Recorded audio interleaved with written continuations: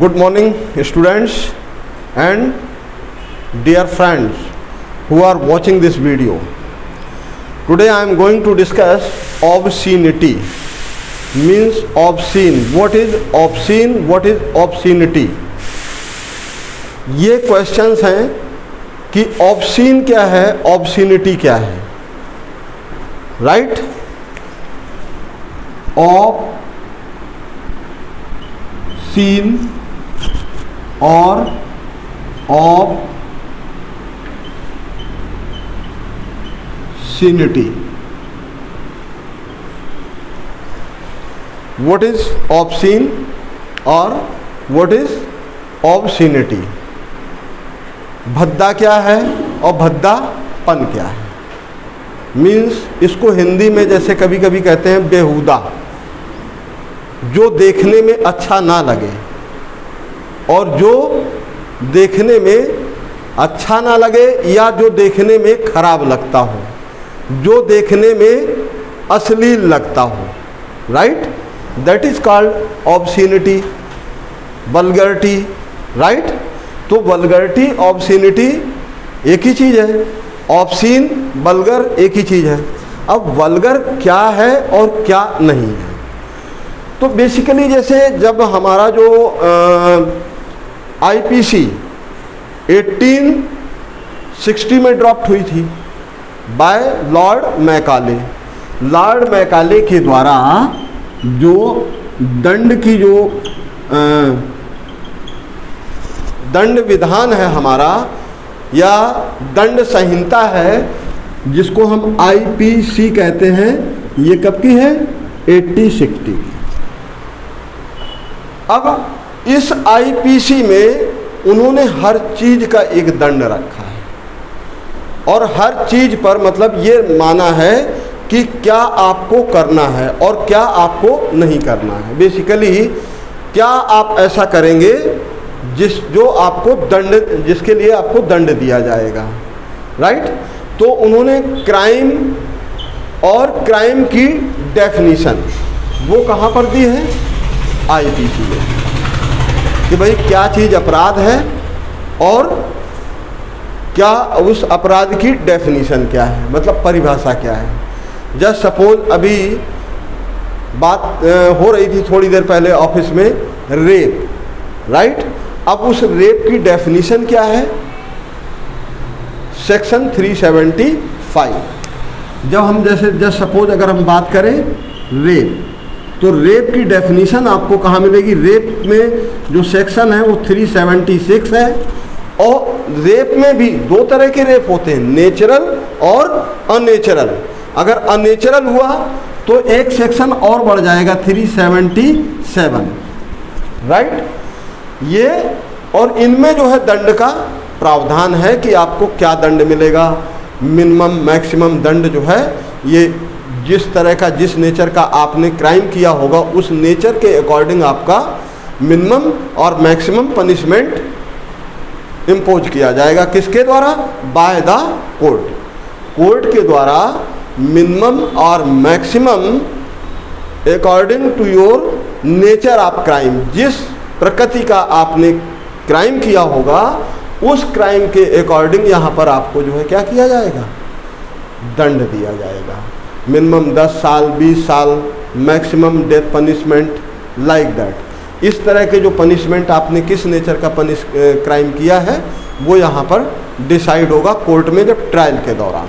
Is that clear? लेकिन ये जो आप पर आपके अगेंस्ट किसी महिला ने जाकर के एप्लीकेशन दे दी, किसी लड़की ने आपके अगेंस्ट जाकर के एप्लीकेशन दे दी कि सो एंड सो ने मेरे अगेंस्ट या मेरे साथ ये कृत्य किया है, ये दुष्कर्म किया है, तो तुरंत तत्काल प्रभाव से प्राइमा फेसिया आपके अगेंस्ट एफआईआर होगी और आपको जो है पहले तो जो है प्राइमा फेसिया कोर्ट में सबमिट करके सीधे जेल भेज दिया जाएगा, राइट? अब आप इनोसेंस हैं, ये जो है ट्रायल का सब्जेक्ट है। This is subject to trial. ये ट्रायल का विषय है कि आप अपने आप को इनोसेंस प्रूव करें, राइट? तो यहाँ पर जब मान लीजिए ट्रायल चलने लगा तो इसकी डेफिनीशन जो है कहाँ पर मिलेगी? 375 में ये डिफाइन करता है क्या चीज़ रेप है और क्या चीज़ रेप नहीं है। राइट। अब रेप क्या है? रेप की जो डेफिनीशन है वो कहते हैं कि अगर किसी पुरुष ने जो कि सक्षम है, किस में सक्षम है? ताकत में। अब ताकत भी जो उसकी है, पावर जो उसकी है वो कई तरह की हो सकती है, सोशल, पॉलिटिकल, फिनेंशियल। राइट। मतलब उसकी एक सामाजिक शक्ति हो सकती है, समाज में उसका बहुत दबदबा है, रुतबा है। पॉलिटिकल, उसकी राजनीतिक पावर बहुत अच्छी है। राइट। और फाइनेंशियल, या फाइनेंशियली वो इतना साउंड है कि उसने जो है उसके नशे में आकर के ये काम कर दिया। अब क्या काम कर दिया उसने कि डेफिनीशन रेप की जो डेफिनीशन है वो सेक्शन कब फॉल होगा, कब इम्पोज होगा, ये ट्रायल में ये पूछा होता है कि यदि किसी व्यक्ति ने, यदि किसी सक्षम व्यक्ति ने, एबल पर्सन ने किसी महिला को उसके साथ उसको शादी का झांसा दिया कि हम आपसे शादी कर लेंगे और शादी बाद में नहीं की, that would be breach of trust. और इस बीच उसने इस झांसे को दे करके, ये प्रलोभन, ये लालच दे करके उसका कंसेंट लिया, तो वो जो है रेप में कवर होगा। मतलब ये चीज़ आपको बहुत अच्छे तरीके से समझनी है। राइट। वो रेप ही होगा। अगर उसने कहा कि हम आपका फ्यूचर किसी तरीके से संवार देंगे, अच्छी नौकरी दे देंगे, आपको दे देंगे, या आपके पिता को दे देंगे, आपके छोटे भाई को, बड़े भाई को, या किसी तरीके से उसके इस तरह का कोई ग्रीड दिया है उसने, और वो कमिटमेंट डिलीवर करने से बाद में मना करे, ग्रीड दे करके उससे क्या ले लिया? कंसेंट ले लिया, उसकी सहमति ले ली। और वो सहमति जो उसने दी है वो किस में दी है? आपके प्रभाव में आकर के, आपका जो ये जो इफेक्ट है सोशल, पॉलिटिकल एंड फाइनेंशियल, इस इफेक्ट में आकर के उसने जो कंसेंट दिया है वो कंसेंट वैलिड कंसेंट नहीं माना जाएगा, बल्कि वो कंसेंट जो है कहाँ पे? रेप को डिफाइन करेगा। राइट। तो जो आईपीसी में कहा कि भाई ये चीज़ दंड है, फिर आईपीसी के बाद इनफैक्ट लॉ है क्या, आपको इसको भी थोड़ा सा समझना होगा। आईपीसी कुछ भी कहती हो, आईपीसी कुछ भी कहती हो। राइट। दंड का प्रोविजन है आईपीसी में, ठीक है, लेकिन कब? जब वो हमारे कॉन्स्टिट्यूशन ऑफ इंडिया में भी वो चीज़ जो है गलत मानी जाए। राइट। क्योंकि हम भारत के लोग, जो हमारा अपना संविधान है जिसे हमने खुद ड्राफ्ट किया है, या हमारे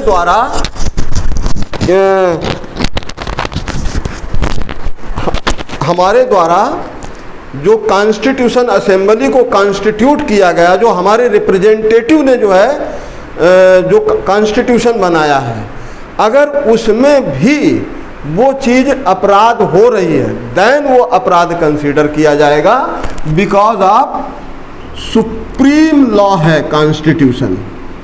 राइट। ये जो लॉ है हमारा, जो सुप्रीम लॉ है, वो आईपीसी नहीं है, क्या है? Constitution is supreme law. Right. Constitution of India is supreme law for we the people of India, अर्थात हम भारत के लोगों के लिए जो सुप्रीम लॉ है, जो सबसे बड़ा कानून है, वो हमारे देश का अपना संविधान है। अगर संविधान के हिसाब से कोई चीज़ गलत है, देन वी आर रॉन्ग। आपने देखा होगा कि अक्सर जो किसी भी तरह का जो क्रिमिनल केस चलता है, वो क्रिमिनल केस पहले लोअर कोर्ट में चलता है, लोअर कोर्ट उसे पनिश कर देता है, तो जो एक्यूज्ड होता है, जो आरोपी होता है, वो फिर क्या करता है? अपील में आता है, और अपील में कहाँ जाएगा? हायर अपीलेट कोर्ट को करेगा। तो अब हायर अपीलेट कोर्ट में जो हाई कोर्ट हो गया, फिर हाईएस्ट अपीलेट कोर्ट आपका सुप्रीम कोर्ट हो गया। तो जब हाई कोर्ट और सुप्रीम कोर्ट में जब वो जाएगा, तो वहाँ पर जो होगी बेंच, वो कॉन्स्टिट्यूशनल बेंच होगी, और कॉन्स्टिट्यूशनल बेंच में जब वो कॉन्स्टिट्यूशंस के प्रोविजंस पर डिस्कशन चलेगा, तो आपने अक्सर ऐसा देखा होगा कई बार कि जिसको जो है लोअर कोर्ट ने पनिश कर दिया है उसको हाई कोर्ट ने क्या कर दिया है, एक्विटल कर दिया है, बरी कर दिया है, या पनिशमेंट भी दिया है तो क्या दिया है, उस पनिशमेंट को कम कर दिया है। तो पनिशमेंट को ओवरकम करने के लिए भी जो हम कभी कभी कहाँ पर जाते हैं, हायर कोर्ट और सुप्रीम कोर्ट, अर्थात हाई कोर्ट या सुप्रीम कोर्ट जाते हैं। तो सुप्रीम लॉ कॉन्स्टिट्यूशन है। तो सुप्रीम लॉ में इस लॉ के मतलब जो हमारा कॉन्स्टिट्यूशन है, इस कॉन्स्टिट्यूशन के ही सारे जो है लॉ जो है अधीन है इसके। ऑल द लॉ जो है वो कहाँ पर है, under the Constitution of India. All the laws are fall under the Constitution of India. जो भारत का संविधान है सारे लॉ इसी के अंडर में है, राइट। चाहे फिर वो आईपीसी हो, चाहे फिर वो सीआरपीसी हो या सीपीसी हो, या फिर आपका हिंदू मैरिज एक्ट हो, कॉन्ट्रैक्ट एक्ट हो, राइट, कंपनी लॉ हो, कोई भी लॉ है वो सारे के सारे लॉ जो है कहाँ पर आएंगे, under the Constitution of India.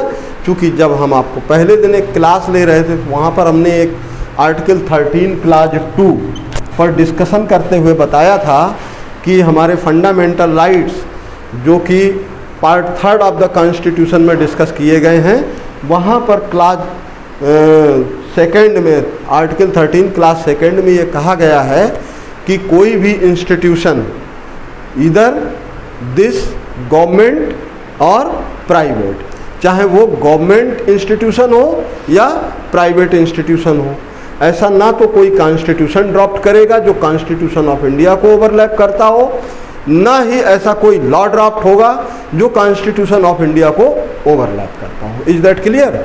तो जब हम ऐसा कोई लॉ नहीं बना सकते जहां पर कॉन्स्टिट्यूशन ऑफ इंडिया को ओवरलैप किया जाता हो, राइट। बेसिकली उसी के क्रम में हम बात करते हैं, जैसे आईपीसी में लॉर्ड मैकाले ने तो बना दिया कि भाई आप ये काम करोगे तो ये अपराध है, ठीक है, लेकिन कॉन्स्टिट्यूशन ऑफ इंडिया ने एक बात कही, क्या, कि विच इज सोशल एक्सेप्टेंस। जो चीज़ जिस समाज में एक्सेप्टेड है, जो चीज़ जिस समाज में एक्सेप्टेड है, that is not vulgarity, that is not obscenity.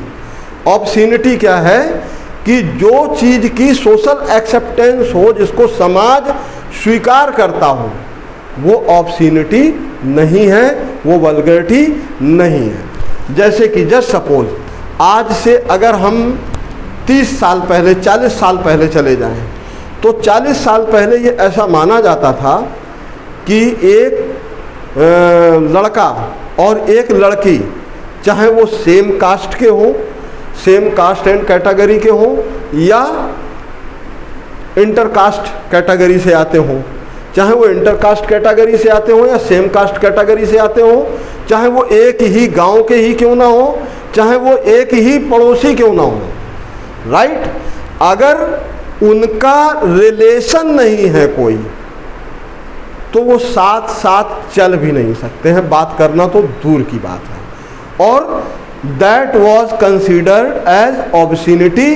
वो समाज में एक भद्दापन माना जाता था, बेहुदापन माना जाता था। Is that clear? क्या माना जाता था कि भाई देखिए, अगर हमारे पड़ोस की लड़की है, वो हमारी कास्ट की हो या गैर कास्ट की हो, हमारे जाति धर्म की हो या ना धर्म की हो, और अगर हम वो दोनों बाहर जा रहे हैं कहीं पर और साथ साथ चल रहे हैं लेकिन कोई बात नहीं कर रहे हैं, लेकिन वो सामाजिक स्वीकारता नहीं थी, समाज उसे अच्छा नहीं मानता था। समाज उसको क्या कहता था कि रामलाल की लड़की श्यामलाल के लड़के के साथ जा रही है, राइट। और यही चीज़ जो है गलत है, ये समाज में भद्दापन है। तो ऑब्सीनिटी थी, और जो चीज़ ऑब्सीनिटी थी उसके लिए लॉ भी था। लॉ में क्या था, उसमें पनिशमेंट का प्रोविज़न था कि भाई तुम क्यों लेके जा रहे थे इसको।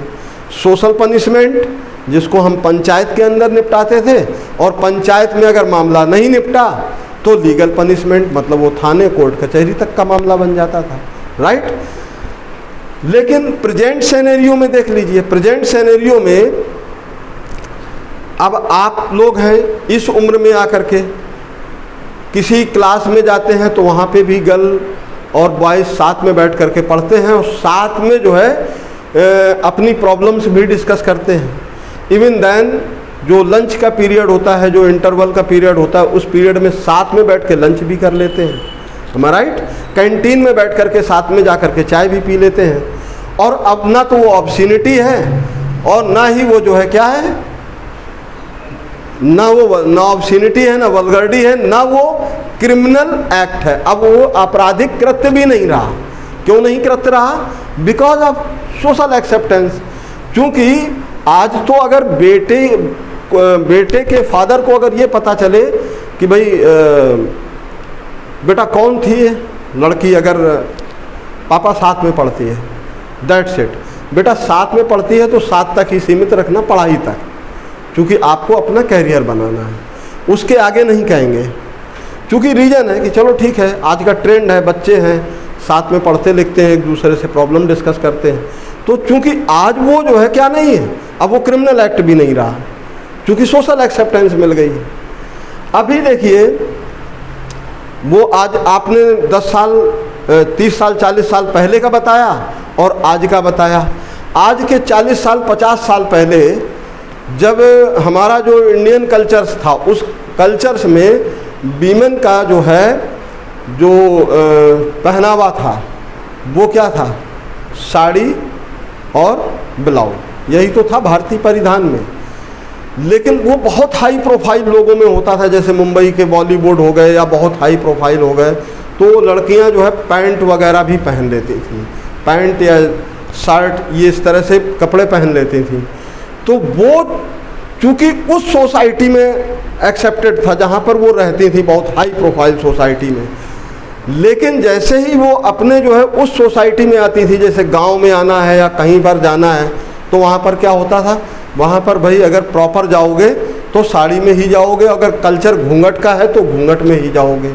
वो जहाँ पर जिस चीज़ को, मतलब कहने का मतलब है हर वो चीज़ ऑब्सिनिटी है जिस चीज़ को सोशल एक्सेप्टेंस ना मिली हो, और हर वो चीज़ क्या है, क्राइम है जिस चीज़ को सोशल एक्सेप्टेंस ना मिली हो।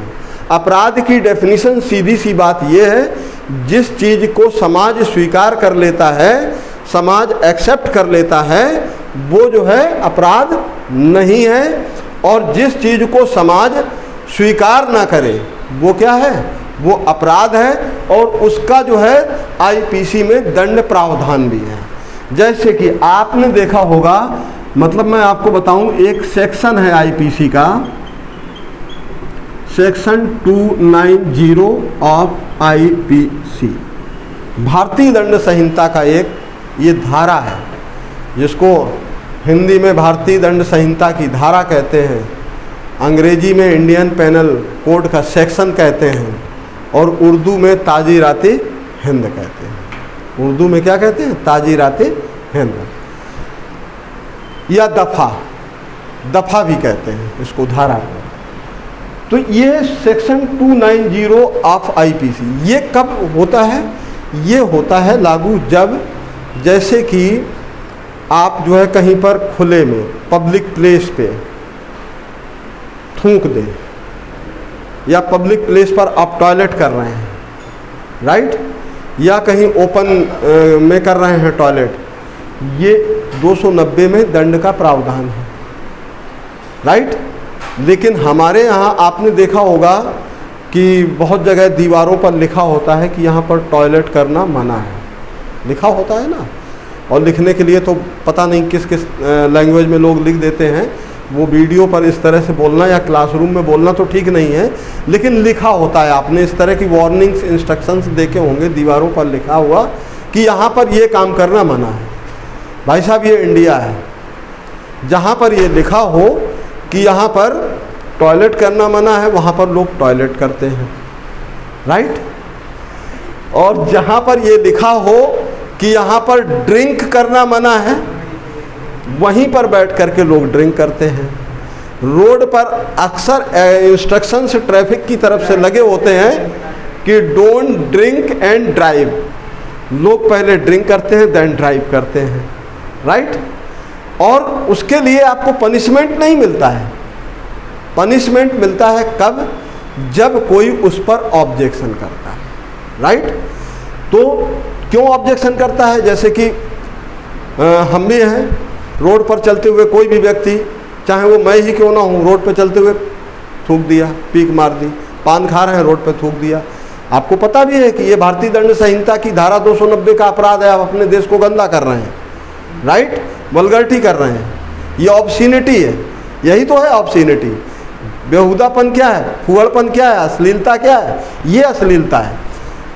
बेहुदापन है कि आप जो है पान खा करके रोड पे थूक दिए, रोड को गंदा कर दिया। हाँ, इसमें सजा है भाई। लेकिन आप बताइए आज तक भारत में कितने लोगों को टॉयलेट करने के लिए सजा दी गई हो? क्योंकि वो सोशल एक्सेप्टेंस थी हमारी। पहले हम सभी जो है आज के 40 साल पहले लोटा लेकर के खेतों में ही तो जाते थे। चाहे तो करवा सकते हैं, बिल्कुल करवा सकते हैं। हाँ बिल्कुल, पनिशमेंट होगा, होगा पनिशमेंट। हाँ, फाइन शायद इसमें 3 से 6 महीने का पनिशमेंट है या कुछ पेनाल्टी है, जो भी है 200-500 रुपये कुछ भी हो सकती है। अभी हमने एग्जैक्टली इस पर फाइन पर डिस्कस नहीं किया, क्योंकि अगर हम प्रॉपर तरीके से ये मान के आते कि आज हमें आईपीसी पढ़ानी है, वो गवर्नमेंट के हिसाब से होता है, वो कितना चार्ज करती है। नहीं, ये this is the total decision of court discretion. ये न्यायालय के अपने विवेक पर डिपेंड करता है कि न्यायालय किसको क्या पनिशमेंट देता है। वैसे मिनिमम और मैक्सिमम पनिशमेंट हर सेक्शन में लिखा होता है, तो उससे ऊपर नहीं जा सकता है कोई भी न्यायालय हो। चूँकि आईपीसी में जो सेक्शन लिखा है, अपराध लिखा है, अपराध की डेफिनेशन है, तो उसमें मैक्सिमम एंड मिनिमम पनिशमेंट का भी प्रोविज़न दिया है कि आप मिनिमम कितना पनिशमेंट कर सकते हैं और मैक्सिमम कितना पनिशमेंट कर सकते हैं। ऐसे थोड़ी है कि उसका डिस्क्रिशन है तो कुछ भी पनिशमेंट कर देगा, कुछ भी पनिशमेंट नहीं कर सकता। उसमें मिनिमम मैक्सिमम का प्रोविज़न है, ठीक है भाई। ऐसे तो आपने एक छोटी सी चोरी कर ली, जज के दिमाग में आया, वो कह रहा मेरा विवेक तो ये कह रहा है कि मैं इसको फांसी पर लटका दूं। कैसे लटका देगा भाई? चोरी का एक प्रोविज़न है, उसकी सज़ा है कि भाई 2 साल से लेकर के 5 साल तक कोई इस तरह का, ठीक है, ये सज़ा आपको मिलेगी तो वही सज़ा मिलेगी। उसमें कोर्ट का डिस्क्रिशन नहीं करता है। कोर्ट का डिस्क्रिशन बस इतना होता है कि वो आपको मिनिमम पनिशमेंट इम्पोज करता है या मैक्सिमम पनिशमेंट इम्पोज करता है। क्योंकि हर अपराध में मिनिमम प्रोविज़न भी है पनिशमेंट का और मैक्सिमम प्रोविज़न भी है, तो कोर्ट का डिस्क्रिशन वहाँ पर बस इतना ही काम करता है कि वो आपको मिनिमम या मैक्सिमम में पनिशमेंट कर सकता है। तो यहाँ पर सेक्शन 290 में ये प्रोविजंस है।